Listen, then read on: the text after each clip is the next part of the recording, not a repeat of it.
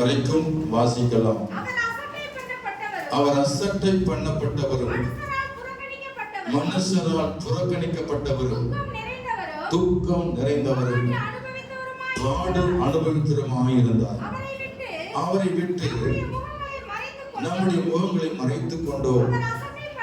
அவர் அசட்டை பண்ணப்பட்டிருந்தார், அவரை எண்ணாமல் போனோம்.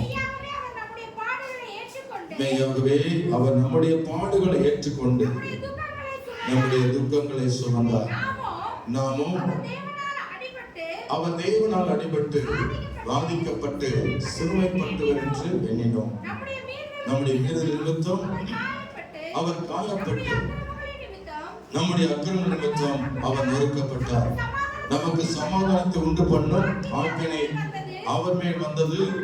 அவருடைய தரம்புகளால் குணமாகிறோம்.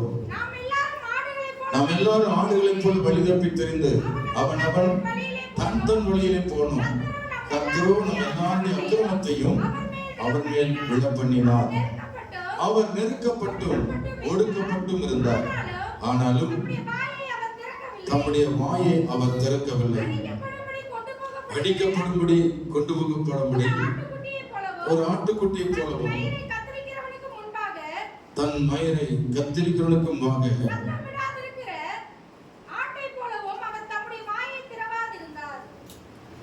ஒரு ஆட்டுக்குட்டியை போலவும் தன்னை மயிர் கத்திரிக்கிறவனுக்கு முன்பாக சத்தமிடாதிருக்கிற ஆட்டை போலவும் அவர் தம்முடைய வாயை திறவாதிருந்தார். ஆண்டவருக்கு மகிமை உண்டாதாக. ஆண்டவராகிய இயேசு கிறிஸ்துவினுடைய பாடுகளை குறித்து இந்த ஏசாயா 53 அதிகாரத்திலே நாம் வாசிக்கிறோம். ஆண்டவராகிய இயேசு இந்த பூமிக்கு வருவதற்கு முன்பதாகவே தீர்க்கதரிசியாய ஏசாயாவை கொண்டு தேவன் முன்குறித்தார். அவர் உரைக்கப்பட்ட அந்த தீர்க்க தரிசன வார்த்தையின்படி இயேசு கிறிஸ்து இந்த பூமியிலே அவர் கடந்து வந்தார். இயேசு இந்த பூமியிலே அவர் வந்தது நோக்கம், அவர் நம்முடைய பாவங்களுக்காகவும் நம்முடைய அக்கிரமங்களுக்காகவும் நம்முடைய மீறுதலுக்காகவும் நமக்கு ரட்சிப்பை கொடுக்கவும் சமாதானத்தை கொடுக்கவும் சுகத்தை கொடுக்கவும் மறுவாழ்வு கொடுக்கவும் பரலோக வாழ்க்கை தரவும் இயேசு நமக்காக இந்த பூமியில அவர் இறங்கி வந்து நம்முடைய பாடுகளை அவர் ஏற்றுக்கொண்டு நம்முடைய துக்கங்களை அவர் சுமந்தார். அவருடைய தழும்புகளால் நாம் குணமாகிறோம் என்று வேதம் சொல்லுகிறது. கர்த்தருக்கு ஸ்தோத்திரம். ஆண்டவர் இயேசு கிறிஸ்து அவர் ஒரு பரிசுத்த, அவர் நீதிபரர். அவருடைய வாழ்க்கையில பல பாடுகளை அவர் ஏற்றுக்கொண்டார். அவர் குற்றம் அறியாதவர், ஒரு பாவம் அறியாதவர். ஆனால் இந்த பூமியில சரீரத்தில் வந்த போது அவர் சரீரத்தில் பட்ட பாடுகள் ஏராளமா இருந்தாலும் மிக சுருக்கமாக ஒரு 5 விதமான பாடுகளை குறித்து நாம் தியானிக்க வேண்டும். 5ஐயும் நாம் இனி தியானிக்க முடியாது. 5ல 3 தலைப்புகளை நாம் தியானித்து விட்டு நாம் கடந்து செல்ல போகிறோம். கர்த்தருக்கு ஸ்தோத்திரம்.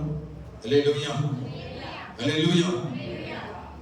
ஆண்டவர் இயேசு கிறிஸ்துவின் பாடுகள் எப்படிப்பட்டது, எந்த சூழ்நிலை அவர் அதை ஏற்றுக்கொண்டார் என்று வேதத்திலே நாம் அறிந்து கொள்ள தேவன் நமக்கு உதவி செய்வார்.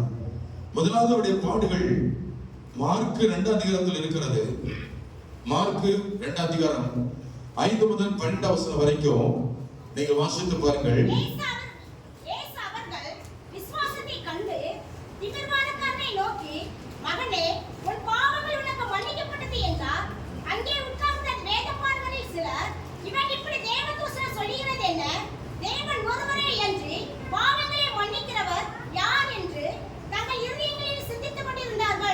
தங்கள் இருதயங்களிலே சிந்தித்துக் கொண்டிருந்தார்கள். இயேசுவை குறித்து என்ன சிந்தித்தார்கள்? வேத பாரகன் என்ன நினைக்கிறான் பாருங்க. இவன் இப்படி தேவ தூஷணம் சொல்லுகிறது என்ன?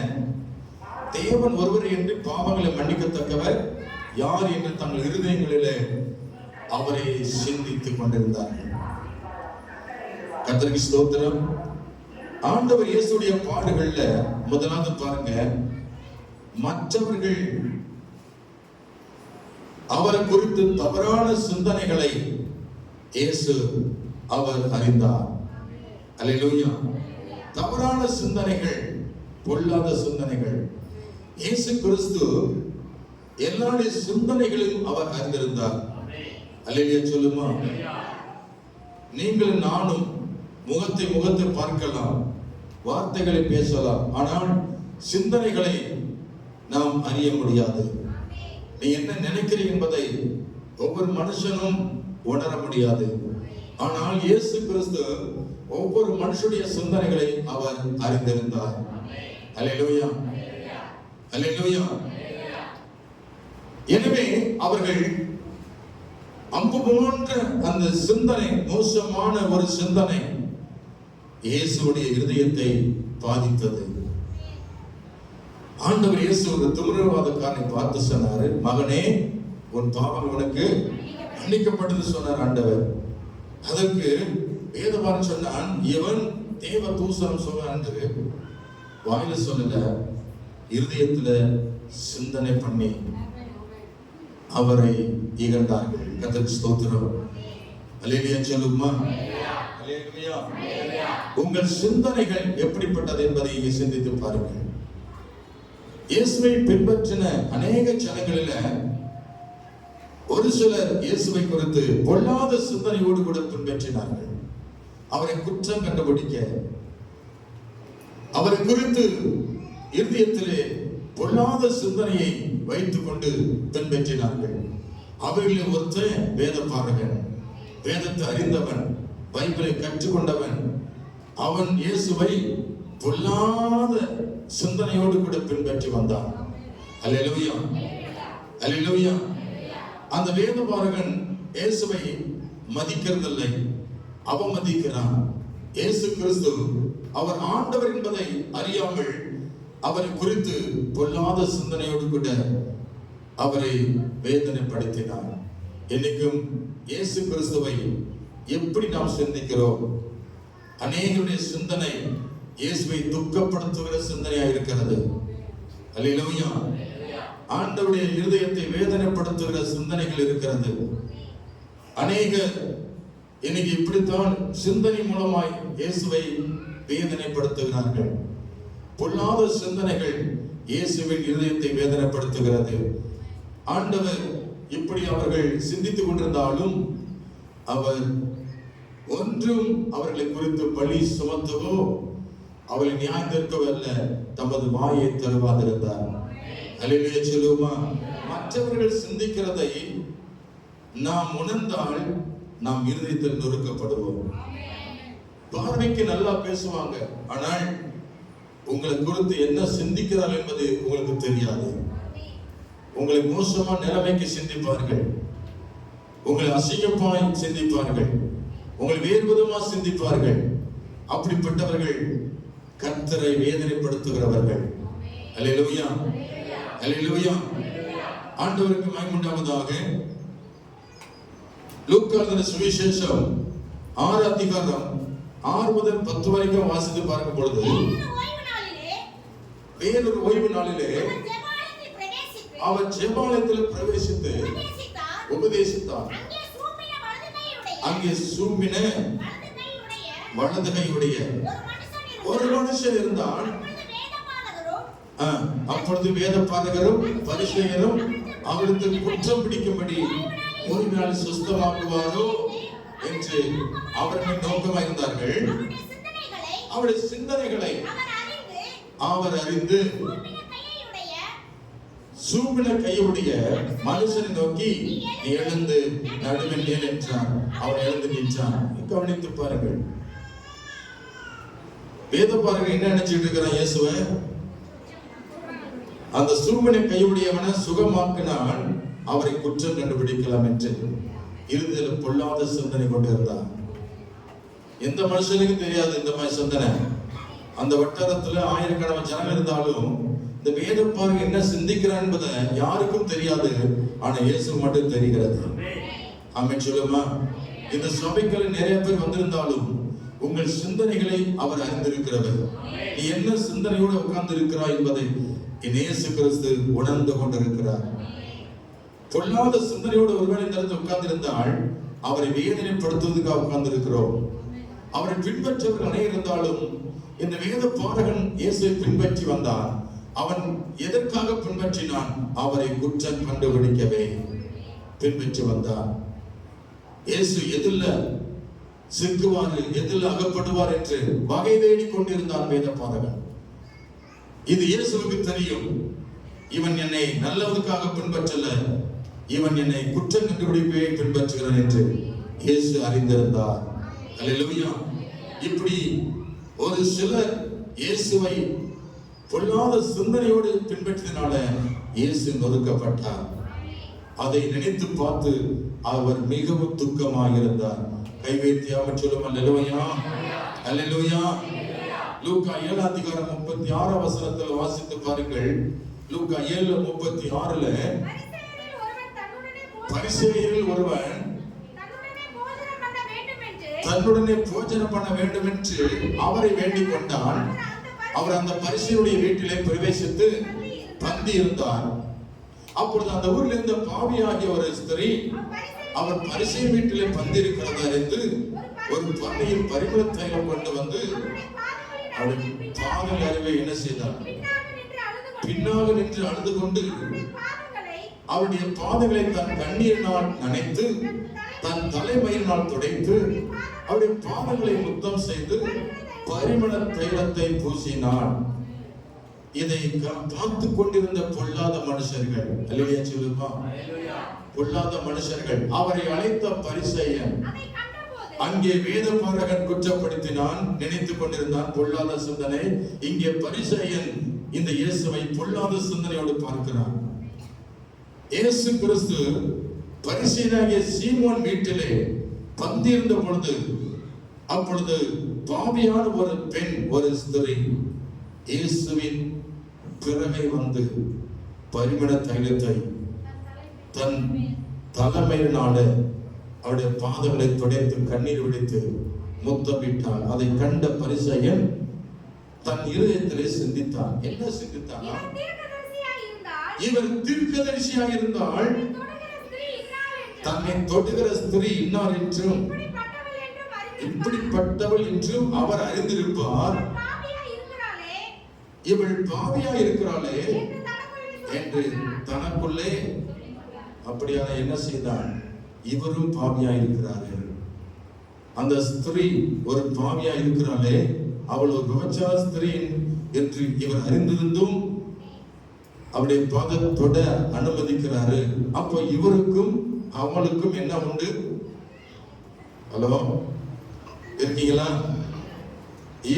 இவருக்கும் அவளுக்கும் ஏதோ கள்ள தொடர்பு உண்டு.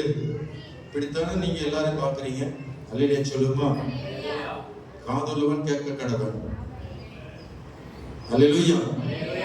ஆணு பண்ணு நின்று பேசினா போச்சு, ரெண்டு பேருக்குள்ள எல்லோரும் நடக்குதப்பா. ஆமென் சொல்லுமா. ஆணு பண்ணு சரியா உட்கார்ந்து போச்சு, ஏதோ உங்களுக்குள்ள ஏதோ நடக்குதப்பா. பொல்லாத நம்முடைய பார்வை மோசமா பார்க்குது. எங்க போறான், என்ன செய்யறான், எங்க உட்கார்றான், எங்க போறா, எத்தனை மணிக்கு வர்றான், பேக்கத்துக்கு போறாளா அல்லது சட்டியத்துக்கு போறாளா, என்ன பண்றான்னு கண்ணு என்ன செய்யுது? பார்த்து கொண்டே வேதபாரனை போல பரிசேயனை போல நம்முடைய பார்வை மோசமாய் பார்த்து கொண்டு இருக்கிறது. பார்க்கிறது மாத்திரமல்ல, குற்றம் கண்டுபிடிக்கிறது. குற்றங்கள் மாத்திரமல்ல, அவர்களை வேதனைப்படுத்தி விடுகிறது. கொலைபாதகனாய் மாறிவிடுகிறார்கள். பொல்லாத சிந்தனை உள்ளவர்கள் கர்த்தரை வேதனைப்படுத்திக் கொண்டிருக்கிறார்கள். மனுஷனை நினைக்கிறவர்கள் நல்ல நினைவாய் நினைவீர்கள். நாம சொல்லுமா, எந்த மனுஷனையும் கெட்ட பார்வையோடு பார்க்காதிருங்கள். அல்லேலூயா சொல்லுமா. இந்த பரிசேயன் இயேசுவை வேதனைப்படுத்தினான் சிந்தனையினாலே. அந்த கூட்டத்தில் யாருக்குமே இந்த பரிசேயன் நினைக்கிறதை யாருக்கும் தெரியாது. ஆனா இயேசு அவனை அறிந்திருந்தார். அல்லேலூயா, அல்லேலூயா. எல்லாத்துக்குமே ஸ்கேன் இருக்கு, அப்படித்தானே? எல்லாத்துக்கும் என்ன இருக்கு? எலும்புக்கு ஸ்கேன் இருக்கு, நுரையீரலுக்கு ஸ்கேன் இருக்கு, அப்புறம் இருதயத்துக்கு ஸ்கேன் இருக்கு, அப்புறம் கிட்னி, அப்புறம் கல்லீரல், மண்ணீரல், தலை, எலும்பு எல்லாத்துக்கும் என்ன உண்டு? ஸ்கேன் இருக்கிறது. ஆனால் சிந்தனைக்கு என்ன இல்ல? ஸ்கேன் இல்லை. அது மட்டும் இருந்தா பெரிய கலவரமே நடந்தது. சொல்லுமா? ஆனா அந்த ஸ்கேன் மட்டும் இயேசு மட்டும் தான் உண்டு. அதை மட்டும் மறைச்சு வச்சுட்டாங்க. கர்த்தர் மறைச்சு வச்சுட்டார். முகத்தை மட்டும் பார்த்துக்க, பேசிக்க. அவன் சிந்தனை மட்டும் அறியாத. ஏன்னா பொல்லாத சிந்தனையோடு உன்னோட பேசிக்கிட்டு இருக்கிறான். அல்லேலூயா சொல்லுமா? அல்லேலூயா. ஆனா இயேசு கிறிஸ்து எத்தனை பேர் இவரை குறித்து பொல்லாத சிந்தனை பண்ணிருப்பாங்க. அப்ப இவர் எப்படி சகித்துக் கொண்டிருந்தார்? இத்தனை பேருடைய சிந்தனை அறிந்தவர். எல்லாருடைய சிந்தனையும் வெளிச்சமா இருக்கிறது இயேசுவுக்கு. அப்ப இவரை குறித்து பொல்லாத சிந்தனை அவர் சிந்திக்கிறத நினைத்து பார்த்து அவர் இதயத்திலே அவர் வேதனை அடைந்தார், துக்கப்பட்டிருந்தார். இப்படி என்னை நினைக்கிறார், இந்த பரிசையன் என்னை தப்பா நினைக்கிறார், இந்த பரிசையன் என்னை இந்த பாவியான ஸ்திரியோடு இணைத்து பார்க்கிறார். ஆகவே இயேசு ஒரு கேள்வி கேட்டார். இந்த பரிசையனை என்ன கேள்வி கேட்டாரு? எல்லாரும் நினைச்சிருப்பாங்க, என்ன எல்லாத்தையும் கேள்வி வைக்காம இவனை மட்டும் கேள்வி வைக்கிறாரு. எவனை மட்டும்? அந்த சீமோனை மட்டும் கேள்வி வைக்கிறாரு, அந்த பரிசையனை மட்டும் கேள்வி வைக்கிறாரு. என்ன கேள்வி வைக்கிறாரு சிந்தித்திருக்கலாம். ஆனா இயேசு ஏன் கேள்வி கேட்டார்னா, இவனுடைய பொல்லாத சிந்தனை அவர் அறிந்து, சீமோனே நான் உனக்கு காரியம் சொல்ல வேண்டும் என்று சொல்லி ஆரம்பிக்கிறார். அதற்கு அவர் போதகரே சொல்லும் என்றார். அப்பொழுது அவர் ஒருவனிடத்தில் இரண்டு பேர் கடன் பட்டிருக்கிறாங்க. ஒருவன் 500 வெள்ளிக்காசு, மற்றவன் 50 வெள்ளிக்காசு கொடுக்க வேண்டியதா இருந்தது. கொடுக்க அவனுக்கு நிர்வாகம் இல்லாத இருந்த போது, கவனிக்கிறீங்களா? ஒருத்தன் எவ்வளவு கடன் பட்டிருந்தா? 500. இன்னொருத்தன் 50. 2 பேர்த்தையும் கடன் கொடுத்தவன் மன்னிச்சுட்டான். இப்படி இருக்க அவர்களில் எவன் அதிகமாய் அன்பாய் இருப்பான்? அதை சொல் என்று இயேசு கேட்டார். சீமோன் பிரதித்திரமாக, எவனுக்கு அதிகமாய் மன்னித்தானோ அவனே அதிகமாய் அன்பு கூறுவான் என்று நினைக்கிறேன் என்று சொன்னான். அதற்கு அந்த பரிசீலனை பார்த்து சொன்னார், நீ சரியாய் பதில் சொன்னாய். அல்லேலூயா சொல்லுமா? அப்படியானால் இந்த ஸ்திரியை பார்க்கிறாயே, ஓயாமல் என் பாதத்தில் அமர்ந்து என்ன செய்கிறார்? திரும்பி சீமோன் நோக்கி, இந்த ஸ்திரியை பார்க்கிறாயே, நான் வீட்டில் பிரவேசித்ததில் நீ என் காலுக்கு என்ன கொடுக்கல? தண்ணீர் கொடுக்கல. இவளோ கண்ணீரினால் என் பாதத்தை துடைத்தாள், தன் தலைமையினால் அதை துடைத்தாள். நீ என்னை முத்தம் செய்யவில்லை.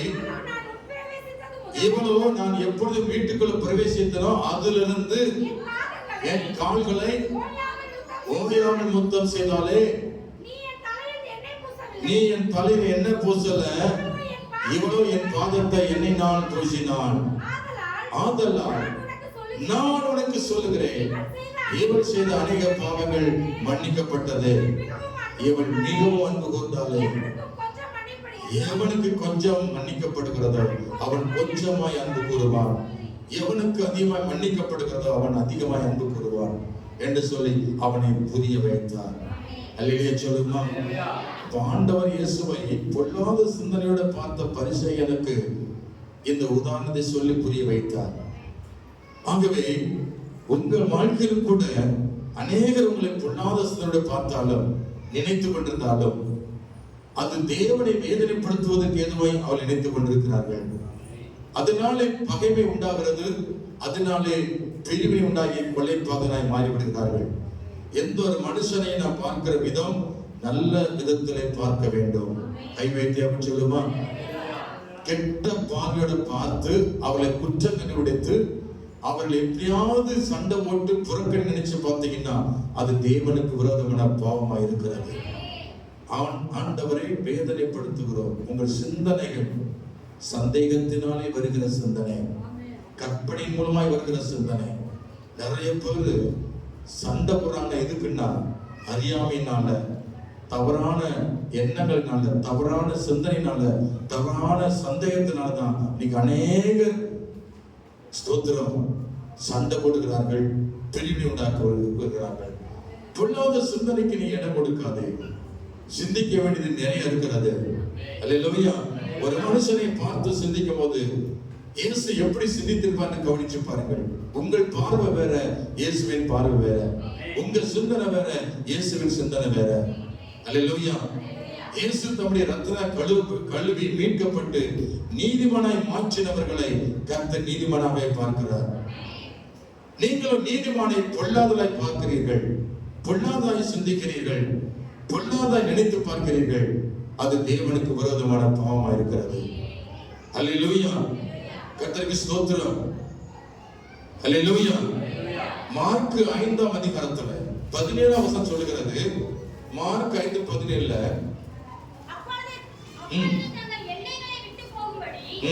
அவரை வேண்டிக் கொள்ள தொடங்கினார்கள். அப்படி அவர் படவில் ஏறுகிற பொழுது பிசாசு பிடித்திருந்தவன் அவரோடே கூட இருக்கும்படி இந்த ஜனங்களை குறித்து வேதம் சொல்லுகிறது, இவர் பொல்லாதவர் என்று நினைத்துக் கொண்டார்கள். பிசாசு பிடித்திருந்தால் விடுவிக்கப்பட்டாலும் இவன் ஏதோ மந்திரவாதி என்று சொல்லி ஜனங்கள் அவரை தவறாக நினைத்தார்கள். அதனால் வேதனைப்பட்டு அந்த எல்லை விட்டு போகிறார். அல்லேலூயா சொல்லுமா? அல்லேலூயா. அல்லேலூயா. கர்த்தருக்கு ஸ்தோத்திரம் உண்டாவதாக. இன்னும் வேறு சிலர் புறஜாதிகள், எபேசியர் 4:17 வாசிக்கிறோம். இந்த இயேசுவை பார்க்கும்போது என்ன சிந்தித்தார்கள்? புறஜாதிகள் என்ன சிந்தித்தார்கள் பாருங்க. ஆதலால்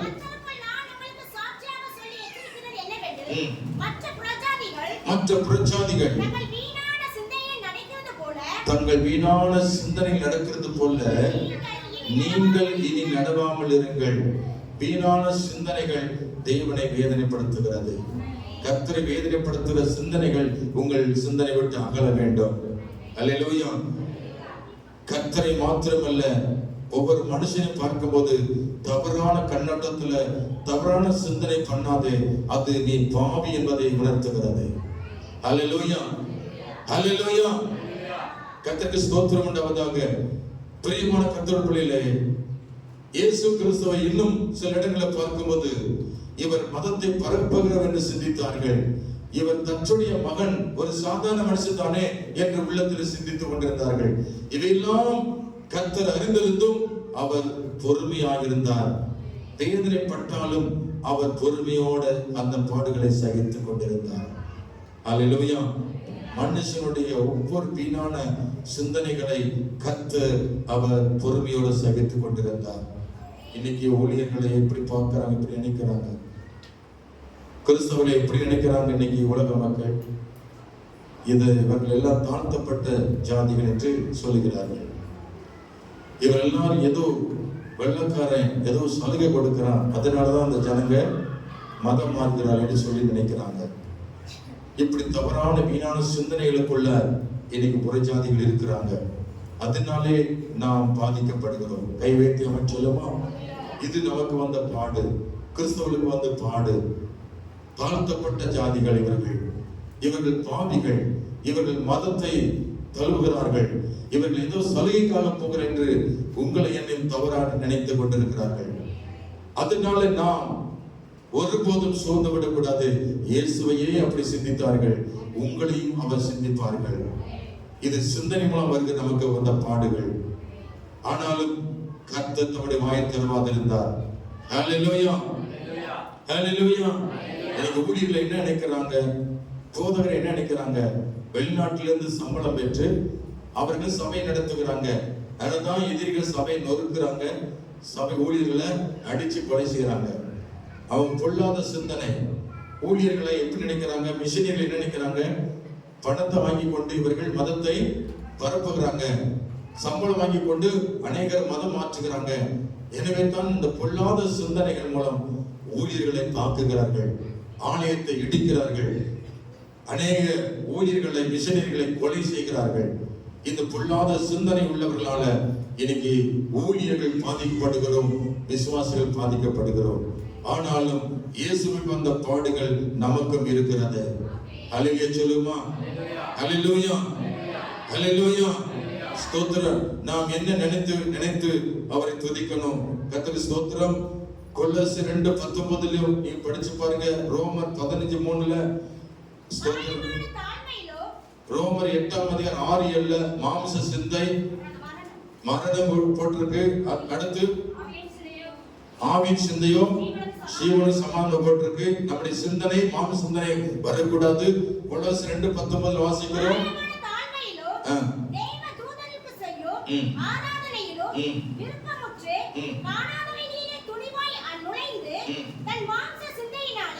மாம்ச சிந்தையினாலே வீணா இருமாப்பு கொண்டிருக்கிற எவனும். இங்க கவனிச்சு பாருங்க. மாம்ச சிந்தை உள்ளவங்க பரலோக ராஜ்யத்துல பிரவேசிக்க மாட்டாங்க. அவர்கள் தேவனை வேதனைப்படுத்துகிறார்கள். மாம்ச சிந்தை மரணம் எழுதப்பட்டிருக்கிறது. அது மாத்திரமல்ல, பிலிப்பியர் 4:8 சொல்லுகிறது. கடைசியா சகோதரே, உண்மையில அவைகளோ கவனிக்கல. எதை சிந்திக்கணும்? நம்ம எதை சிந்திக்கணும்? உண்மை உள்ளவைகள் அவைகளோ, ஒழுக்கம் உள்ளவைகளோ, நீதி உள்ளவைகளோ, கற்புள்ளவைகளோ, அன்புள்ளவைகளோ, நற்கீர்த்தி உள்ளவைகளோ, புண்ணியம் எதுவோ, புகழ் எதுவோ, இவைகளையே என்ன செய்யணும்? சிந்தித்துக் கொண்டிருங்கள். கிறிஸ்தவர்கள், விசுவாசிகள், ஊழியர்கள் நாம் கர்த்தரை குறித்தோ மனுஷனை குறித்தோ பொல்லாத சிந்தனை கொண்டிராமல், அப்படி பொல்லாத சிந்தனை கொண்டிருந்தால் கர்த்தரை வேதனைப்படுத்துகிறோம். அல்லேலூயா. இயேசுவை வேதனைப்படுத்தினார்கள். இந்த பாடுகளை இயேசு ஏற்றுக்கொண்டார். நீங்களோ கிறிஸ்துவின் சிந்தை உடையவராக இருக்க வேண்டும் என்று ஆண்டவர் எதிர்பார்க்கிறார். உண்மை உள்ளவைகளை, ஒழுக்கம் உள்ளவைகளை, தேவை உள்ளவைகளை, சத்தியம் உள்ளவைகளை, ஆமென், புண்ணியங்களை, புகழ்களை நீங்கள் சிந்தித்துக் கொண்டிருங்கள். ஆண்டவர் இயேசு என்ன சிந்தனை பண்ணியிருப்பார்? ஒரு மனுஷனை பார்க்கும்போது என்ன சிந்தனை பண்ணுவார்? அவனுக்கு என்ன நன்மை செய்யலாம், அவன் ஆத்துமாவை நான் ரட்சிக்கணும், அவனுக்கு நான் ஏதாவது உதவி செய்யணும், அவனுக்குள்ள பிசாசு இருக்கிறத துரத்தணும், அவனுக்கு விடுதலை கொடுக்கணும், அவனுக்கு சமாதானத்தை கொடுக்கணும், அவனுக்கு சுகத்தை கொடுக்கணும். இப்படித்தான் இயேசு சிந்திச்சிருப்பார். ஒருபோது மனுஷனே பொல்லாத சிந்தனை கொண்டு இருந்திருக்க மாட்டார். எல்லா மனுஷனை நேசிக்கிற ஆண்டவர். அல்லேலூயா. மனுஷனை நேசிக்கிற தேவன் அல்லவா? ஆகவே எந்த மனுஷனையும் சந்தேகத்தோட பார்த்திருக்க மாட்டார். ஆனா நீங்கள் நான் தான் சந்தேகப்படுகிறோம், அதனால வீண் சிந்தனை கொடுக்கிறோம், அதனால பிரிவு உண்டாக்குகிறோம், அதனால வேதனை அடைகிறோம். ஆனா ஆண்டவருடைய சிந்தனையோ பிதாவுக்கு சித்தமான சிந்தனை தான் இயேசு சிந்தித்தார். இன்னைக்கு நம்முடைய சிந்தனை கிறிஸ்துவின் சிந்தனையாக இருப்பதாக. அல்லேலூயா. இயேசு என்ன சிந்தித்தாரோ அதை நாம் சிந்தனை வண்டியோடு இருக்க வேண்டும். நல்லவைகளை சிந்தனை பண்ணுங்கள், புண்ணியங்களை சிந்தனை பண்ணுங்கள், வேத வசனங்களை ஆராய்ந்து பாருங்கள், அவர் செய்த நன்மை நினைத்து பாருங்கள். அல்லேலூயா. மனிதனுடைய குறைகளையும் மனிதனுடைய குற்றங்களையும் மனிதனுடைய பாவங்களை குறித்து பேசி அவனையே உற்று பார்த்து அவனையே நீங்கள் வேறு விதமாக சிந்தனை பண்ணி ஆண்டவர் வேதனைப்படுத்தாதீர்கள். எந்த மனுஷனையும் சரிப்படுத்தவர் கர்த்தர், எந்த மனுஷனையும் சந்தேகப்படாதவர் கர்த்தர். நீங்களோ பொல்லாத சிந்தனை கொண்டு இன்னைக்கு அநேக மனுஷர்களை வெறுத்து விடுகிறார்கள். அல்லேலூயா. குடும்பத்துக்குள்ள கணவனை குறித்து மனைவி பொல்லாத சிந்தனை கொள்வது, மனைவி குறித்து புருஷன் பொல்லாத சிந்தனை. அல்லேலூயா. மாமியாவை பொல்லாத சிந்தனை, மருமகளை பொல்லாத சிந்தனை, இனி குடும்பத்துக்குள்ளே கூட வந்த சகோதரர்களை குறித்து பொல்லாத சிந்தனை. இது பலவிதமான பொல்லாத சிந்தனைக்குள் இருக்கிறதுனால இன்னைக்கு அவர்கள் பாவிகளாக இருக்கிறார்கள், இன்னும் வேதனைப்பட்டுக் கொண்டிருக்கிறார்கள். மாமிசத்துடைய சிந்தனை விட்டு விலகுங்கள், ஆவிக்குரிய சிந்தனையாயிருங்கள்.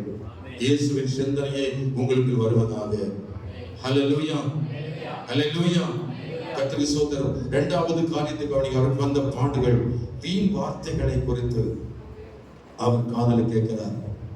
இது சிந்தனை மூலம் வந்த அந்த பாடுகள். இரண்டாவது வீண் வார்த்தைகளை ஜனங்கள் பேசுறாங்க, அதெல்லாம் காதல கேட்கிற. என்னென்ன வார்த்தை பேசியிருப்பாங்க பாருங்க.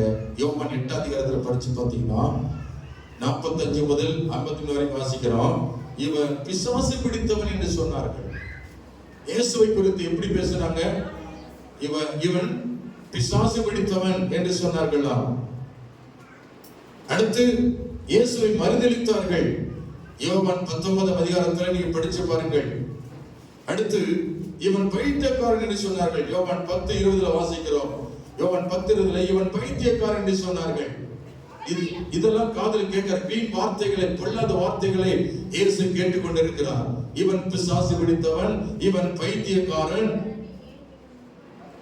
இவனுக்கு நமக்கு என்ன சம்பந்தம் என்று அவரை மறுதலித்து பேசுகிற வார்த்தை.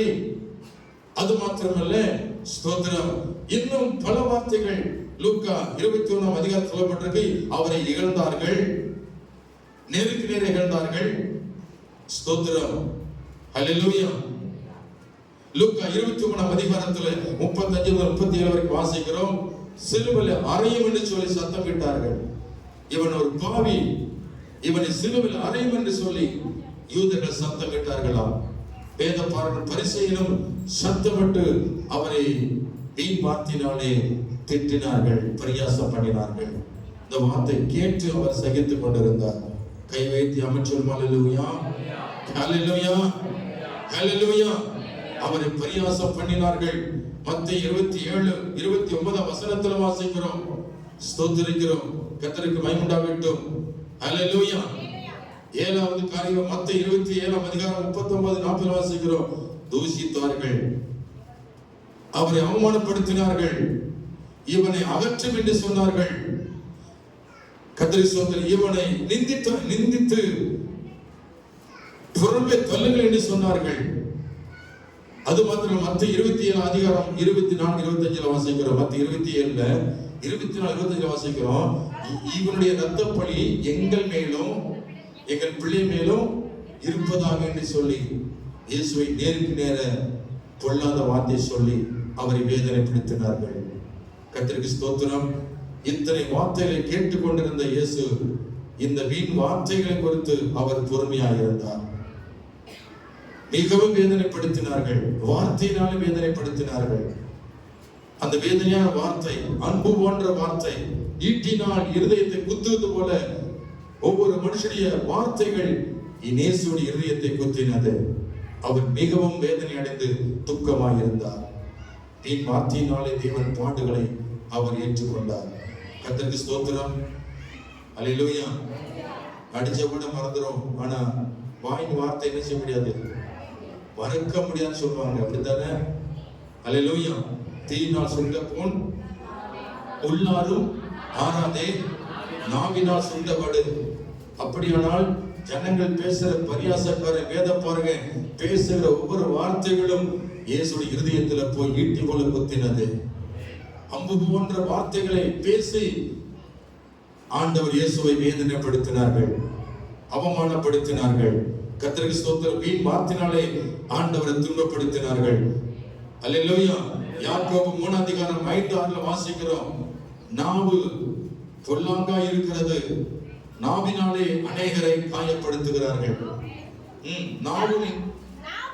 நாவும் நெருப்புதான், அது அணிந்திருந்த உலகம். நம்முடைய அவயவங்களில் நாவானது முழு சரீரத்தை கரைப்படுத்தி ஆயுள் சக்கரத்தை கொளுத்து விடுகிறதாயும் நரக அக்னியினால் கொளுத்தப்படுவதாக இருக்கிறது.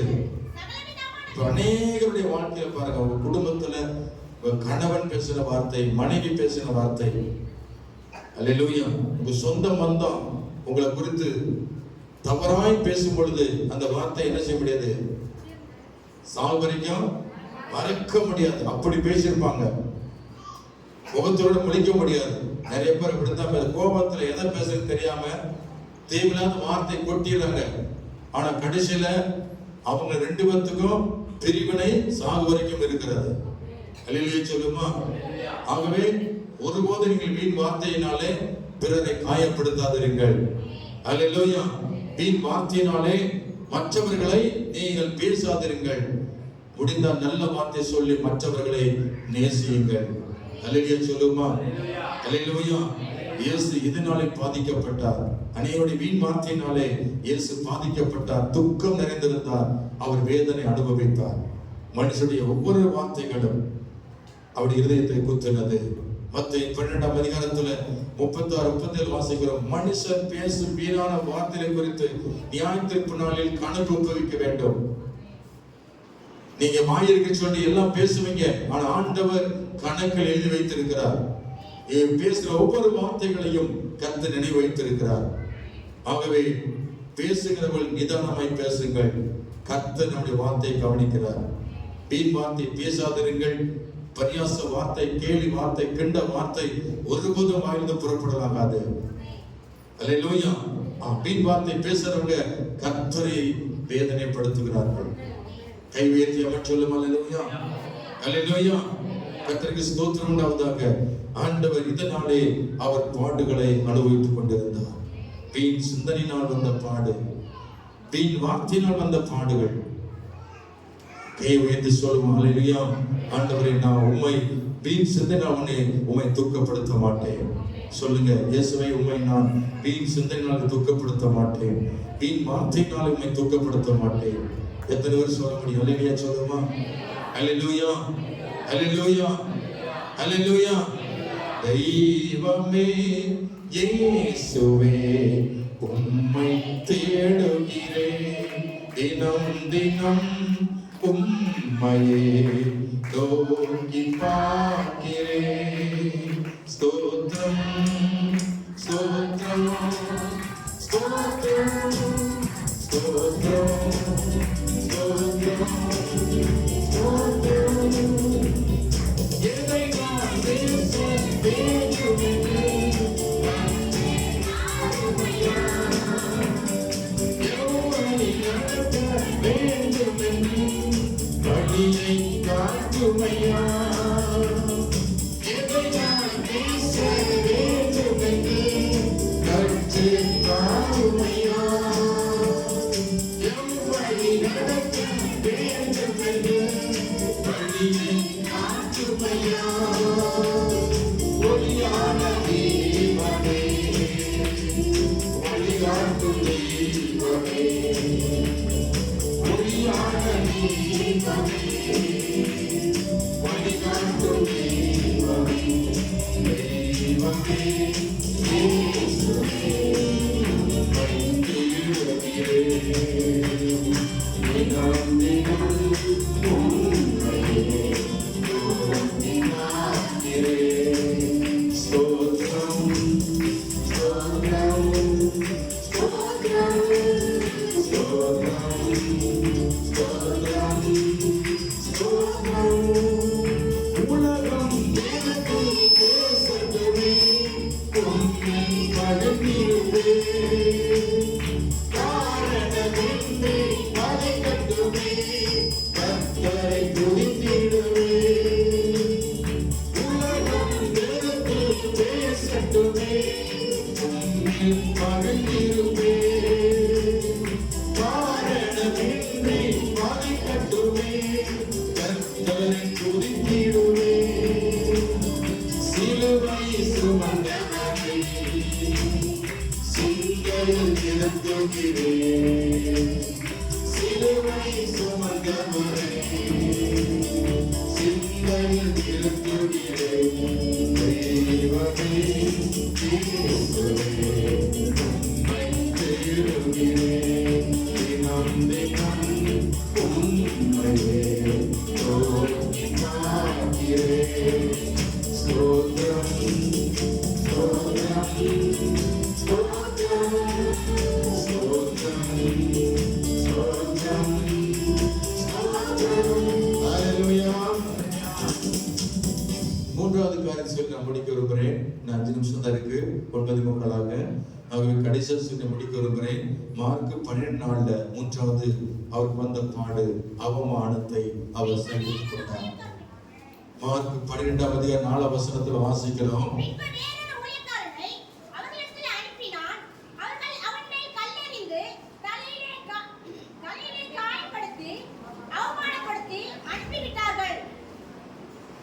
மார்க் 12:4 வாசிக்கிறோம். இயேசுவை அவமானப்படுத்தினார்களாம். எப்படி அவமானப்படுத்தினார்கள்? லூக்கா 20:11 படிச்சு பாருங்கள். லூக்கா 20:11 வசனம் சொல்லுகிறது. வேறொரு ஊழியக்காரன் அனுப்பினார். அவர்களையும் அவர்கள் அடித்து அவமானப்படுத்தி பெருமையாக அனுப்பிவிட்டார்கள். கர்த்தருக்கு ஸ்தோத்திரம். கலாத்தியர் 3:13 நீ படித்து பாருங்கள். நேராயிடுச்சு, வேகமா போயிட்டு இருக்கிறேன். கலாத்தியர் 3:13 படிச்சு பாருங்க. கொஞ்சம் தெளிவா வாசிக்கணும், புரியல. மரத்திலே தூக்கப்பட்ட எவனும் சபிக்கப்பட்டவன் என்று எழுதியிருக்கிறது. கிறிஸ்து நமக்காக சாபமாகி நியாயப்பிரமாணத்தை சாபத்திற்கு நம்மை நீங்களாக்கி மீட்டுக் கொண்டார் என்று வேதம் சொல்லுகிறது. நமக்காக அவர் சாபத்தை எடுத்து ஏற்றுக்கொண்டாரா? இங்கே சிலுவை மூலமாக அவருக்கு வந்த அவமானம். சிலுவை தண்டனை யாருக்கு என்று சொன்னால், மன்னிக்க முடியாத குற்றவாளிக்கு தான் இந்த தண்டனை. ஆனால் அப்படிப்பட்ட எந்த ஒரு குற்றம் இயேசு செய்யவில்லை. அல்லேலூயா, அல்லேலூயா. ஆகவே சிலுவையை சுமக்க சொல்லி அவரை அவமானப்படுத்தினார்கள். அவரை பாவி என்றே தீர்த்தார்கள். அவர் சபிக்கப்பட்டவர் என்றே தீர்த்தார்கள். நமக்காகவே அவர் சாபத்தை ஏற்றுக்கொண்டார். நமக்காகவே அவமானத்தை அவர் சகித்துக் கொண்டார். நம்மை மீட்கும்படி, நமக்கு நன்மை செய்யும்படி, நம்முடைய வாழ்க்கையை ஆசீர்வதிக்க, நாம் பரலோகத்துக்கு வருவதற்காக இப்படிப்பட்ட அவமானத்தை நமக்காக ஏற்றுக்கொண்டார். கர்த்தருக்கு ஸ்தோத்திரம். பாருங்கள், யோவான் 19ஆம் அதிகாரத்திலே சொல்லப்பட்டிருக்கிறது. 6-7 வரைக்கும் 17ஆம் வசனம் சொல்லுகிறது, வஸ்திரத்தை, அவர் அணிந்திருந்த வஸ்திரத்தை என்ன செய்தார்களாம்? சீட்டு அதை கலட்டி அவருக்கு மேல என்ன அங்கே கொடுக்கிறார்களாம்? சிவப்பு அங்கே போட்டார்களாம். ஏற்கனவே அவர் அணிந்திருந்த அந்த வெண்மையான ஆடையை, கிழியாத ஒரே அங்கியை, தையல் இல்லாத ஆடையை இயேசுவின் உடம்பை விட்டு கலற்றினார்கள். அதை கலற்றி விட்டு அவர்கள் தைச்சிருந்த சிவப்பு அங்கியை அவர் மேல் போர்த்தினார்கள். இது அவரை அவமானப்படுத்துவதற்கு அடையாளமாக இருந்தது. கர்த்தருக்கு ஸ்தோத்திரம். அல்லேலூயா, அல்லேலூயா. அது மாத்திரமல்ல, கர்த்தருக்கு ஸ்தோத்திரம். மத்தேயு 27:29 வாசிக்கிறோம், அவர் தலையில முற்கிரீடத்தை சூட்டினார்களாம். ஆமென், அல்லேலூயா. அவரை முழங்கால் படியிட வைத்து அவர் சிரசிலே முல்லை கிரீடமாக சூட்டி வைத்திருந்தார்களாம். அந்த முள்ளானது 3 இன்ச்சு அல்லது 4 இன்ச்சு நீளத்துக்குள்ள முள்ளு. அதை பின்னி தலையில கிரீடமாய் வைத்து அவர்கள் அறைந்தார்களாம். அவருடைய சிரசில பதிந்து ரத்தமாய் வடிந்ததா. கர்த்தருக்கு ஸ்தோத்திரம். இயேசுவை அவமானப்படுத்துவதற்காக இந்த முற்கிரீடத்தை சூட்டினார்களாம். அல்லேலூயா சொல்லுவோமா? அல்லேலூயா. நமக்காக அந்த முற்கிரீடத்தை, அந்த சாபத்தை நமக்காக அவர் சகித்துக் கொண்டார். கர்த்தருக்கு ஸ்தோத்திரம். அது மாத்திரமல்ல, 4வது காரியம் மத்தேயு 27:30 வாசிக்கிறோம், அவரை காரி துப்பினார்களாம். யாரை காரி துப்புவாங்க? யாரை காரி துப்புவாங்க சொல்லுங்க. ஸ்தோத்திரம். யாரை காரி துப்புவாங்க? ரொம்ப மோசமானவன் தானே. ரொம்ப மோசமானவன், ரொம்ப பாவம் செய்தவன், ரொம்ப அருவருப்பானவன் தான் என்ன செய்வேன்? அருவருப்பானவனை, ரொம்ப மோசமானதை காரி துப்புவாங்க. ஆனா இயேசு கிறிஸ்து ஒரு பரிசுத்த குற்றமற்றவர், அவருடைய முகத்திலே காரி துப்பினார்கள். இதுதான் அவர் பட்ட அவமானம். Price Lord. அவர் ஆண்டவராய் இருந்தும் இப்படிப்பட்ட பாடுகளை, அந்த அவமானத்தை அவர் சகித்துக் கொண்டார். அல்லேலூயா. இன்னைக்கு நீங்கள் நானும் எவ்வளவு ரோசப்படுகிறோம், எவ்வளவு கோபம் அடைகிறோம். உங்களை அந்த அளவுக்கு உங்க காரி துப்புற அளவுக்கு யார் நடக்கல. அப்படி காரி துப்பினா உங்களுடைய மனம், உங்களுடைய குணம் எப்படி இருக்கும்னு நினைச்சு பாருங்க. ஆனா இயேசுவோ இந்த அவமானத்தை சகித்து வாய் திறவாதிருந்தார். கைவேற்றி அவன் சொல்லும் அல்லேலூயா. இப்படிப்பட்ட பாடுகள் நமக்கு வரும் பொழுது அவரை போல நாமும் ஆயுதமாக இருப்பதுதான் அவருடைய பிள்ளை என்பதற்கு அடையாளம். நம்மை அவமானப்படுத்தும் பொழுது ஒன்றும் பேசாதிருக்கிறதுதான் இயேசுவின் சிந்தனை. நீங்கள் நானும் பழிக்கு பழி வாங்குவது, அவர்கள் பேச நான் மறுபடியும் பேசுவது, அவர்கள் கெட்ட வார்த்தை பேச நானும் கெட்ட வார்த்தை பேசுவது, இப்படி பாவத்தை நாம் சுமந்து கொண்டிருக்கிறோம். பழி சுமத்துகிறோம், கோபத்தை ஆற்றிக் கொள்கிறோம். ஆனா இயேசு அப்படி இல்லை. அவமானப்பட்டாலும் அவர் வாய் திறவாதிருந்தார். ஒருவிட சகித்துக் கொண்டிருந்தார். இந்த பாடுகள் நமக்கு வந்தால் நாம் இயேசுவை போல சகிக்கமா இருக்க வேண்டும் என்று தேவன் எதிர்பார்க்கிறார். நான் கடைசியா சொல்லி முடிக்கிறேன். 1 Peter 4:1 வாசிக்கிறோம். கர்த்தருக்கு ஸ்தோத்திரம். 1 Peter 4:1 இப்படி இருக்க கிறிஸ்து நமக்காக மாமிசத்துல பாடுபட்டபடினால் நீங்களும் அப்படிப்பட்ட சிந்தையை ஆயுதமாக தரித்துக் கொள்ளுங்கள். இயேசுவின் சிந்தை தான் நமக்குள்ள வரணுமே தவிர மாம்ச சிந்தையோ பொல்லாத சிந்தனையோ நமக்குள் பாவம் சிந்தனையோ வராதபடி காத்துக் கொள்ளுங்கள். கர்த்தரை வேதனைப்படுத்துகிற பொல்லாத சிந்தனை உங்கள் சிந்தனை விட்டு அகல வேண்டும். கர்த்தரை துக்கப்படுத்துகிற, கர்த்தரை வேதனைப்படுத்துகிற பொல்லாத சிந்தனைகள், உங்கள் மாமிச சிந்தனைகள் உங்கள் விட்டு தூரமாக்க வேண்டும். ஆவிக்குரிய சிந்தனைகள் வர வேண்டும். இயேசுவின் சிந்தனையே உங்களுக்கு வர வேண்டும். அதுதான் தேவனுக்கு பிரியமான சிந்தனை. பொல்லாத சிந்தனையோடு மாமிச சிந்தனையோடு இருக்கிறவன் கர்த்தரை பகைக்கிறான், கர்த்தருக்கு விரோதமாய் இருக்கிறான், கர்த்தரை அவமானப்படுத்துகிறான், கர்த்தரை வேதனைப்படுத்துகிறான். இன்னைக்கு நீங்கள் நான் ஒப்பு கொடுப்போம். ஆண்டவரே, உம்மை நான் அவமானப்படுத்திருந்தால் என்னை மன்னியும். கர்த்தரை விட்டு தூரமாய் போனவங்க இயேசுவை அவமானப்படுத்துறாங்க. இயேசுவை ஏற்றுக்கொண்டு பாவம் செய்கிறவர்கள் இயேசுவை அவமானப்படுத்துகிறார்கள். இயேசுவை ஏற்றுக்கொண்டு வீட்டில் வாழ்வது ஆசீர்வாதம் இல்ல, குடும்ப சமாதானம் இல்லை என்று சொன்னாலே இயேசுவை அவமானப்படுத்துகிறார்கள்.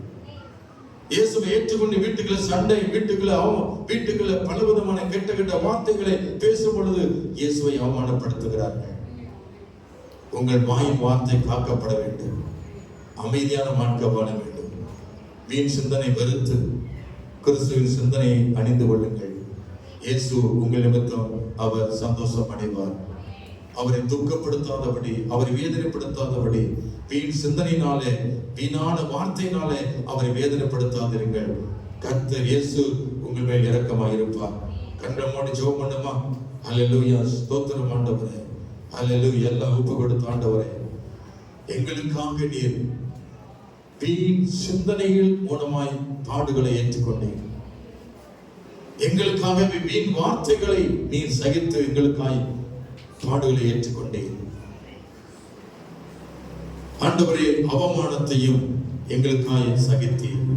சொல்லு, ஜெபம் பண்ணு. அவமானத்தை சகித்தீர், வீண் சிந்தனைகளை சகித்தீர், வீண் வார்த்தைகளை சகித்தீர். இப்படிப்பட்ட பாடுகள் எங்கள் வாழ்க்கையில் சந்திக்கும் பொழுது நாங்கள் உம்மை போல கிறிஸ்துவின் சிந்தை உடையவர்களாய் வாழ எங்களை அர்ப்பணிக்கிறோம். உமக்கு விரோதமாய் வேறொரு சிந்தனை எனக்கு வராதபடி ஆண்டவரே, அந்த சிந்தனையினால, பொல்லாத சிந்தனையினால நாங்கள் பாவியாய் மாறிவிடாதபடி நல்ல சிந்தனை, தூய சிந்தனை, பரிசுத்த சிந்தனையை எங்களுக்குள் வரட்டும். கர்த்தர் எங்களுக்கு தாரும் ஆண்டவரே. எல்லாரும் ஒப்புக்கொண்டு ஜெபம் பண்ணுமா? எல்லாரும் எழுந்து நின்று, உமக்காகத்தானே ஐயா நான் உயிர் வாழ்கிறேன் ஐயா, இந்த உடலும் உள்ளமெல்லாம் அன்பர் உமக்காகத்தானே ஐயா, இந்த உடலும் உள்ளமெல்லாம் அன்பர் உமக்காகத்தானே ஐயா. எத்தனை இடர்கள் வந்தாலும் எதுவும் என்னை அசைப்பதில்லை. எத்தனை இடர்கள் வந்தாலும் எதுவும் என்னை அசைப்பதில்லை. மகிழ்வுடன் தொடர்ந்து ஓடுகிறேன், மகிழ்வுடன் தொடர்ந்து ஓடுகிறேன். மனநிலை ஓடு பணி செய்கிறேன்.